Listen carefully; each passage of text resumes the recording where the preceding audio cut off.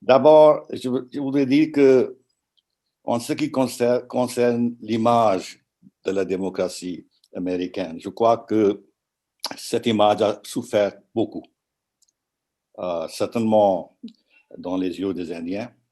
Ce n'est pas parce que le 20 novembre, le nouveau président serait en place. Je crois que pour beaucoup, les problèmes, les faiblesses structurelles de la démocratie américaine ont été exposés par cette élection, beaucoup plus qu'avant. Mais laissons ça à côté. Deuxièmement, si demain, le président Biden voudrait organiser un groupe de démocratie pour justement les mobiliser au niveau mondial contre les défis qui sont en face, je crois qu'il aura un peu de mal parce que la crédibilité de la démocratie américaine aurait été, disons, affaiblie. Troisièmement, je crois qu'il va être très occupé avec les affaires domestiques. L'économie, la santé, le Covid, la polarisation de la société, les questions de race, Monsieur Trump, qui ne lâchait pas facilement, et aussi le Trumpisme, qui serait assez durable. Je crois que, comme on a constaté aussi, que l'aile progressiste du Parti démocrate, je crois que compliquerait beaucoup la vie de président Biden, et aussi parce que je crois que si le Sénat reste républicain, il aura aussi du mal pour faire prévaloir son programme. Bien sûr, il est très expérimenté dans les affaires étrangères. Il a été le président de la Senate Foreign Relations Committee et aussi le ranking member of the Senate Foreign Relations Committee. Il a été donné pas mal de responsabilités par Obama dans les affaires extérieures. En fait, il a visité l'Inde en 2013. Il a, pour nous, été très supportif. Il a soutenu l'accord nucléaire entre l'Inde et les États-Unis. Il a toujours parlé très positivement des liens stratégiques entre l'Inde et les États-Unis quand il était vice-président et même avant. Puisqu'on dit que c'est un monsieur qui respecterait les institutions, qui respecterait les processus, il serait évidemment moins imprévisible, il va causer moins de disruption. Je crois que Trump était très impulsif. Il tweetait tout le temps sur des choses extrêmement sérieuses de la politique. Dans ce sens-là, je crois que le monde serait beaucoup plus confortable avec Biden. En ce qui concerne le multilatéralisme, il y aura quand même quelques avantages pour le monde sous Biden parce qu'il a dit qu'il va rejoindre l'accord de Paris sur le changement de climat, l'OMS. Je crois qu'il va essayer de rétablir le prestige de la World Trade Organization qui est bloqué pour l'instant. Je crois que mais je crois que les choses fondamentales seront restées sans solution. Et tant que le Conseil de sécurité ne peut pas fonctionner, tant qu'il y a les problèmes entre les États-Unis et la Russie, et maintenant avec les États-Unis et la Chine, et maintenant que la Chine et la Russie travaillent ensemble, je crois qu'il y aura toujours des grandes difficultés de trouver un consensus. Pour nous, je crois que l'effort qu'il pourrait faire pour rétablir les liens transatlantiques seront importants pour deux raisons. D'abord, quelle serait la politique commune entre les États-Unis et l'Europe envers la Chine?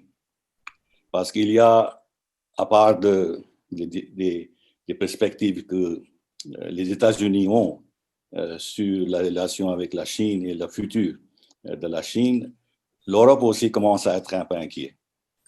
Et est-ce qu'il y aura plus d'entente entre l'Europe et les États-Unis sur la politique à suivre envers la Chine, pas dans le sens du conflit, mais dans le sens de maintenir certain équilibre.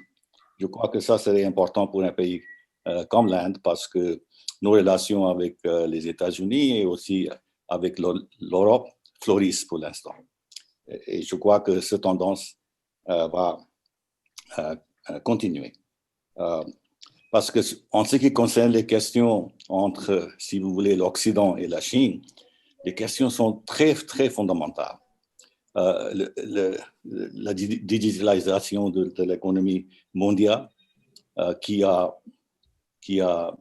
devenue encore plus importante après la pandémie, la question de 5G, l'Internet des choses, robotics, la question de méga data, cybersecurity et tout ça, ce sont des questions qui impliquent beaucoup des décisions fondamentales en ce qui concerne, comme je disais, l'équilibre dans le monde. Je crois que la position Biden va prendre sur la Chine serait importante pour l'Inde parce que Trump a été assez dur avec la Chine sur la question du commerce, de technologie, Taïwan, Hong Kong, les droits des Ouïghours, Tibet, par exemple, il a nommé un envoyé spécial pour le Tibet. Biden a dit qu'il va essayer d'engager la Chine constructivement. Et il a cité 3 sujets, le changement de climat, terrorisme et de non-prolifération. Mais il n'a pas touché les sujets que j'ai mentionnés auparavant qui, pour moi, sont beaucoup plus importants. Alors, je ne sais pas ce que veut dire, en fait, constructive engagement. Quel serait le degré de découplement? Quelle serait sa position sur One China Policy? Et est-ce qu'il serait préparé pour un accord commercial? Pour l'instant, il a dit qu'il va examiner au fond ce que la position américaine sur les accords commerciaux de libre-échange. Je ne sais pas s'il va prendre une décision rapidement sur ce sujet. Est-ce qu'il va essayer de raviver le TPP, par exemple? Et je crois que la signature de RCEP pourrait en fait encourager les États-Unis d'essayer de raviver le TPP, peut-être joindre le TPP qui a été signé entre les autres.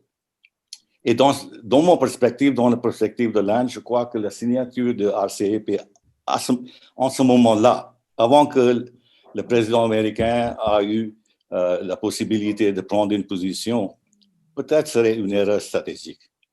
Parce que cela a été fait sur les pressions chinoises sur le domaine de la commerce, comme par exemple contre l'Australie, par exemple.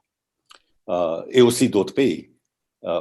Et je crois que si l'idée était de faire le decoupling, découplement, cet accord n'envoie pas un message dans le sens. En fait, le message est inverse, que les pays ne peuvent pas se passer du marché chinois et ça va peut-être encourager la Chine de poursuivre la politique actuelle, d'utiliser l'arme économique contre les partenaires qui sont politiquement un peu résistantes. Sur le changement de climat, je crois que ce sujet serait sur l'agenda beaucoup plus de nations Inde, États-Unis, parce que Trump n'était pas intéressé dans ce sujet. Mais je crois là où nous sommes sur une bonne voie. Nous avons déjà lancé l'International Solar Alliance avec la France. Nous avons un programme énorme des énergies renouvelables. Mais quand même, je crois que nous serons soumis sous pression par les États-Unis pour déclarer une date au futur pour un carbon neutral economy.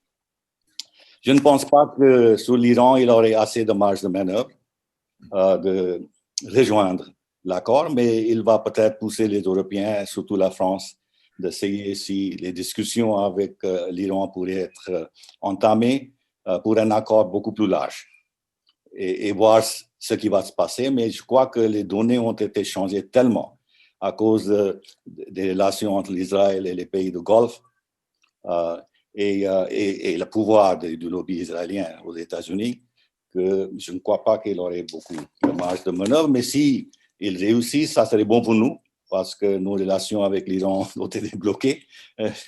Et s'il y a un peu d'ouverture, ça serait utile pour nous. Pour les liens de la défense entre les États-Unis et la Chine, je prendrai 2 minutes.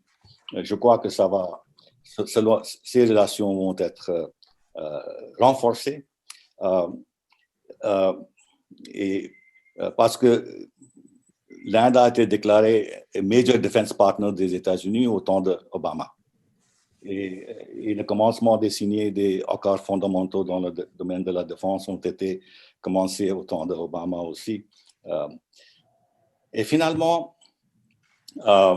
j'ai lu un petit peu les conversations téléphoniques que Biden a eues avec le Japon, le Taïwan, la Corée du Sud et tout ça. Et j'ai constaté qu'il avait mis beaucoup de focus sur l'Indo-Pacifique et sur l'accord de défense avec le Japon. Et c'était assez fort, les propos. Parce que nous sommes maintenant, Inde, je veux dire, nous sommes très...